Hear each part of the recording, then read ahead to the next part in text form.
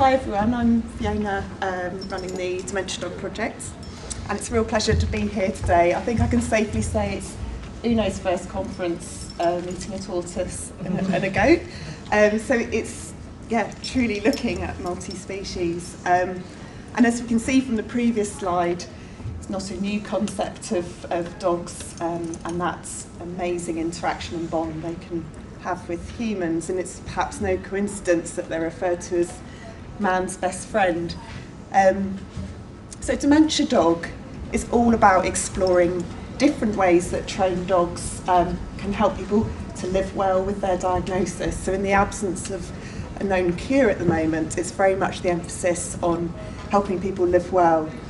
And also not only exploring that, but having that all independently evaluated, so we can really start to build a robust body of evidence around how those interactions benefit people.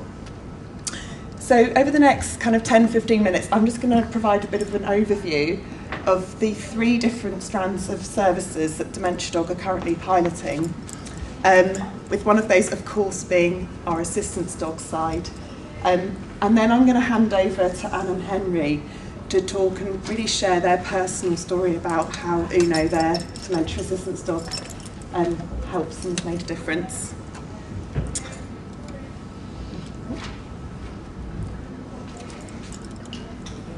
So, as many of you know, Dementia Dogs is a collaboration between Alzheimer's Scotland and Dogs for Good.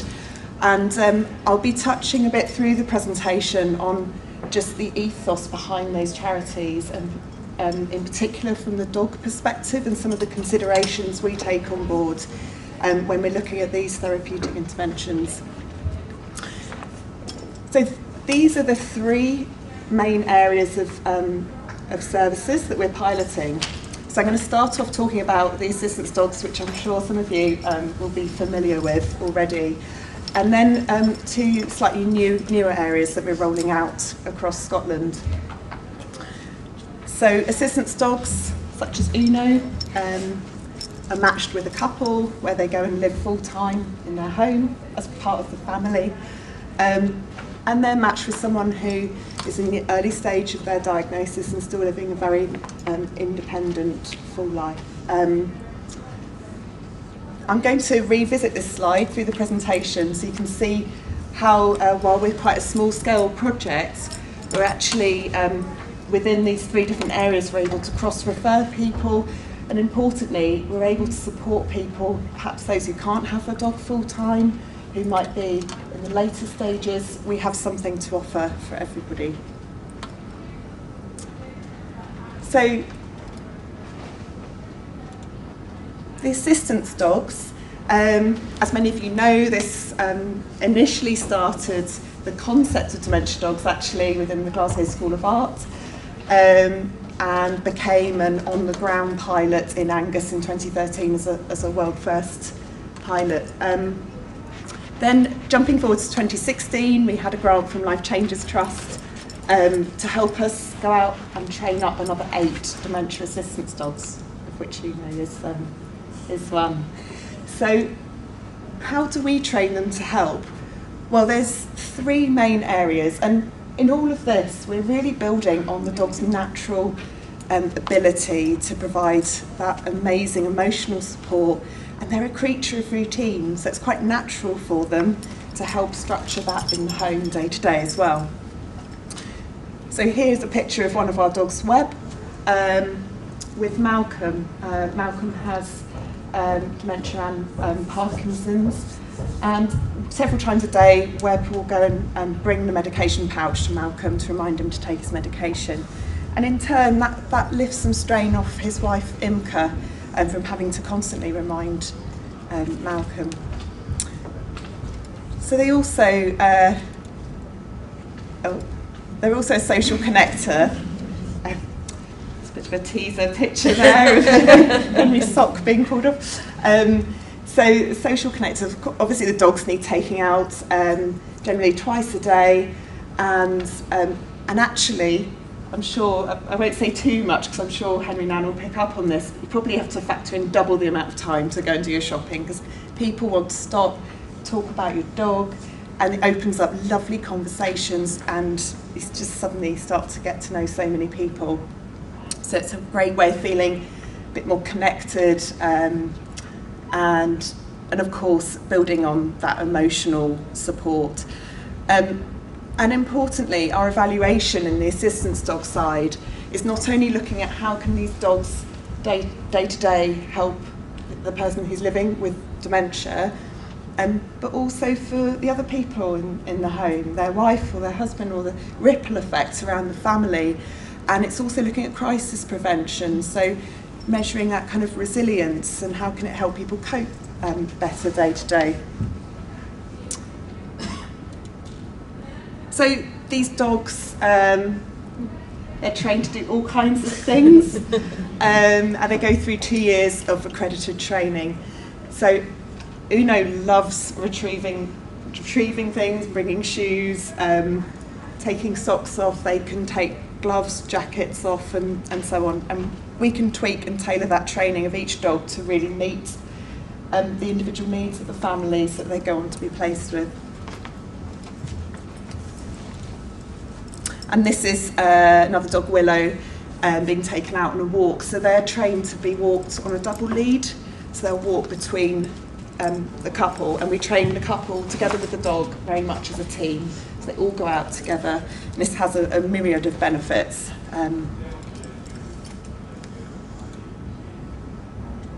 And this is just to demonstrate some of the skills we train the dogs. So Uno does this all the time with you, Henry, doesn't he? Gives you rests his head on your lap.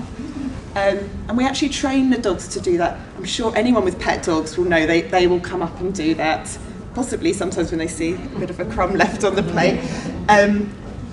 What we ask our dogs is that they keep their head there. It really helps if you're feeling a bit anxious, or perhaps you're in a new environment, a busy environment. The dogs, as the bond grows, the dogs just intuitively can sense when to come up, and it just really, really helps sometimes reduce and diffuse that anxiety. So we're learning a huge amount out of this. In the dark are the kind of expected benefits, again to increase perhaps physical activity, help restructure that routine.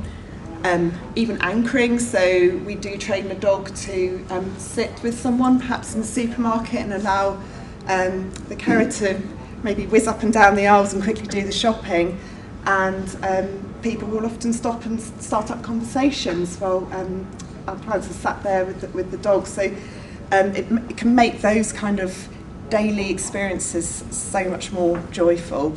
But we also notice some more subtle things. So a sense of purpose again, a reason to get up out of bed in the morning, motivation perhaps to recover from an operation, and even helping with word finding as well, and communication. So sometimes it's just bringing that third dynamic into the house, and all the benefits that are at times the difficult ones to actually measure, but are the hugest benefits of all. So before I hand over to Henry and Anne, I just wanted to touch on these two other areas, because actually we had a lot of interest from families who wanted to apply for one of these dementia assistance dogs, but we only had 8 dogs.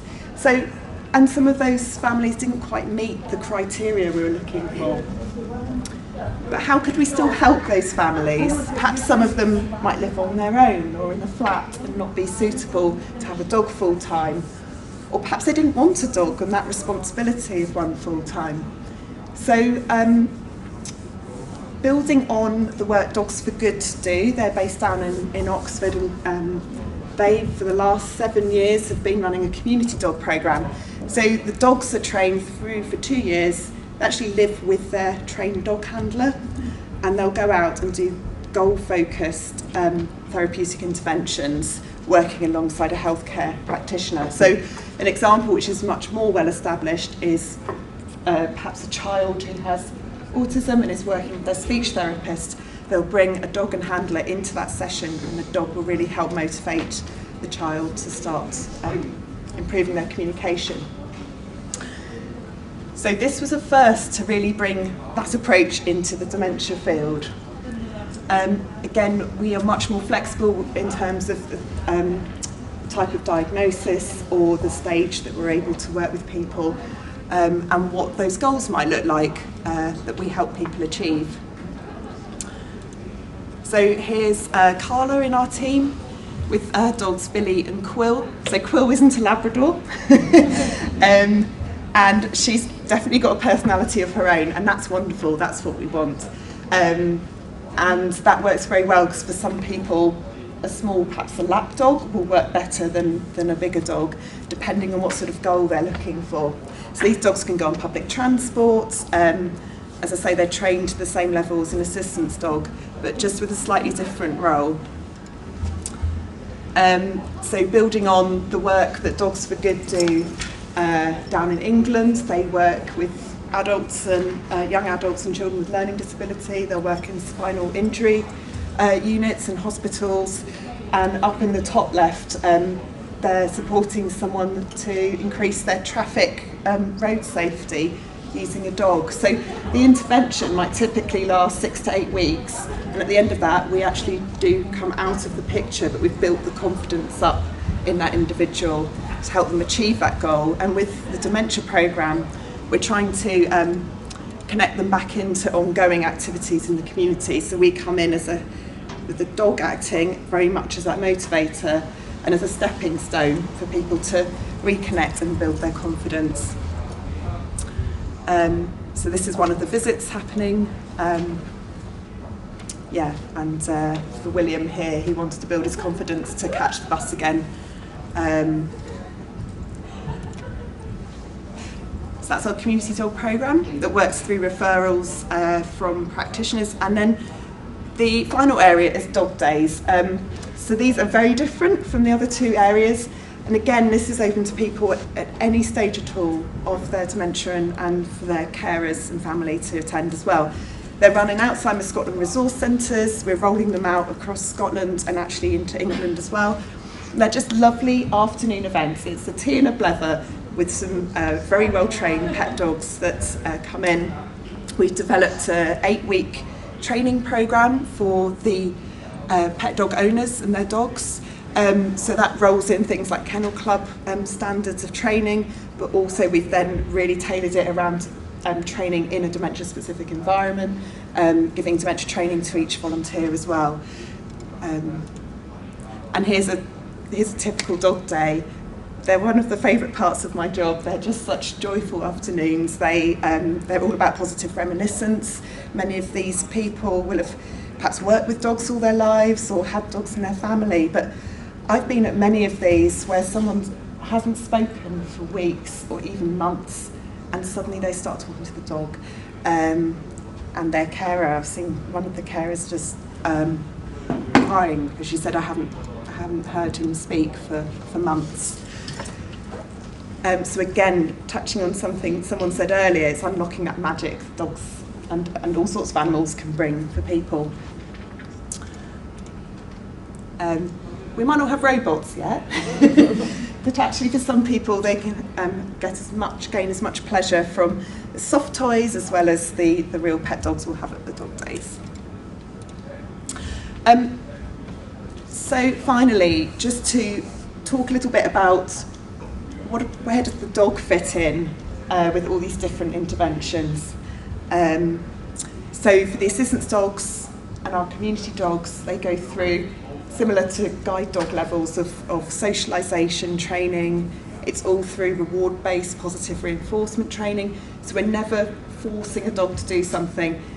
We ask for a behaviour. If they offer it, they get a reward of a treat, and that's one of the main reasons we train Labradors. They do love their food. If they don't offer that behaviour, we just ignore it, and then we'll come back and ask it again, and they catch on very quickly. So these dogs, their tails are wagging, they love to work. We also, with our community dogs, we think very carefully about how long should each visit be. because particularly if that goal for that person is an emotional one, that could actually be quite a lot of strain for the dog. So we cap those visits to an hour, and we're also looking at the energy levels for the people we're supporting as well. So coming on to really understanding the client. Poor Henry and Anne, I mean, we really went in depth into what your daily routine looks like. It's all about us gaining as much of a picture so we can train Uno to support Henry and Anne as best to our abilities. And certainly with our dog days and with the families we work with, it's very much all the training is about looking for those stress indicators in the dog behaviour, dog body language, dog psychology. So it's fascinating. We're always learning ourselves, but we're looking at, is the dog happy in this environment, and then you're going to have a happy event.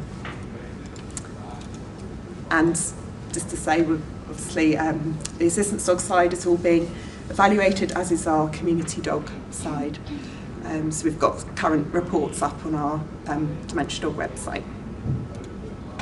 And over to Henry and Anne. This will be a first, because Anne's let me speak first. You know, we've had him for about a year now. He does various things. In the morning, he comes up and touches me with his nose. If I don't get up the first time, he will come back again. If that doesn't happen, then he'll go downstairs and get Anne. As I said, you could take every item of my clothes off. You can fetch my medicine, which is in a case. You can fetch it by command or by bell. He knows where the case is. When he brings it up to the bedroom, he's rewarded, he's given a treat. Other things.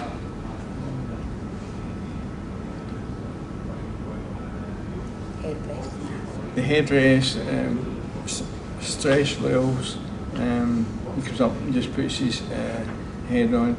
It's like a reassurance. But the thing he did very well, I'm a type 1 diabetic. I collapsed. He sat there until I got some help, and he wouldn't move away until the person had actually finished. So that was something we never trained him for, but it happened. I must admit, I've been very fortunate with the dog. We train him every day. He does the same. Yeah, I think he likes the goat. You've never seen a goat before? Goat, what is that? What is that? It's part of the family. He's a working dog. Once he's got his coat on, he's working. But he's one of the few dogs that you can come up and touch. He's quite happy. He loves meeting people. And to be honest with you, over the last year, I've met a lot of people. And it's not me they're interested in, it's the dog. I don't know why, but... He's cute, you're not. Well, I did say, see if the dog could cook. I certainly wouldn't be there. But he's changed my life. Because I'm a person with dementia, I'm starting to feel the effects of the actual dementia. Speech. I find that I'm not talking properly. But Anne does the hard part. G does an hour and a half free run with him. I do the hard task. It's only 20 minutes walk around a place where we stay, but I don't know what I would do without him. You know, he's part of the reason I got up in the morning. I could actually just stay in my bed, but he gets you up because one, I feed him, so he likes me better. Oh no, he doesn't. You're definitely going. Oh, teach you to cook first. I'm not really sure if there's anything else I could add. The family level is great. My granddaughter's 18 months old, and she likes his paws. She likes to go up. I wouldn't touch his paws if I was 18 months old, but he's very good. He's very good with children. He's got a great nature.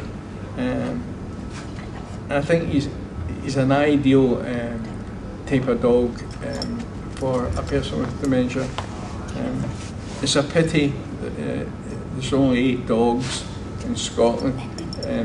It's ridiculous because you're turning over 90,000 people with dementia, and I've got 8 dogs.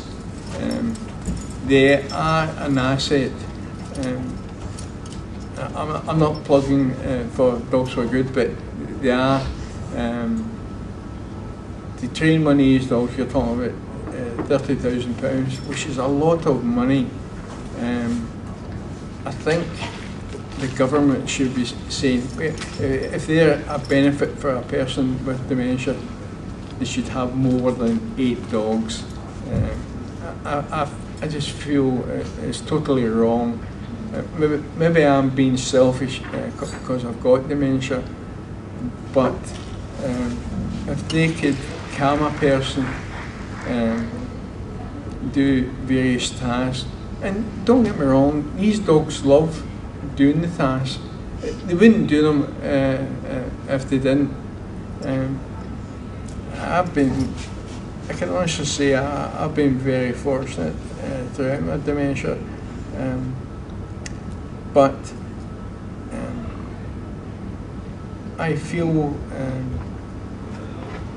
you get the best out of the dog. I think that's all I can say. They don't just help the person with dementia, they also help the carer. When I go out and take Uno for his free run, that's my distress. And it's great, and also it gave me back a bit of my life because I know Uno would look after him. So instead of going out and watching the clock all the time saying I need to get back, I need to get back, I don't do that now because I know Uno is so good with him that I don't even need to think about it. So not only does he help the person with dementia, he helps the carer, and it's just amazing what he does. He is such an amazing dog. He can be naughty, as you see, but when we're in the house on our own, and he gives us both company as well because he's just so lovable and cuddly, and he just loves getting cuddles, don't you know? But I don't know where I would be without him. I love cuddles as well. Well, who gives you cuddles? I think it's the dog, that's why. No, it's one of the best things. Not that I would wish MD to have dementia, but these dogs help so much. And they have helped you, haven't they, Henry? It's the first time you've called me Henry. Yes, they do. Yes, I'm glad you agree with me. But it's like when the improvement in Henry's health as well, because prior to having Uno, there were times he forgot to take his insulin. Now he gets his insulin twice a day with Uno, takes it up, so there's no chance. So it's a win-win basis, really. It helps him emotionally, physically. You have to get out Yeah. because he was getting to the stage he wouldn't get out of bed, but Uno makes him get out of bed. If I went up and woke him up, he would be as crabby as hell. But if Uno wakes That's him up, understandable.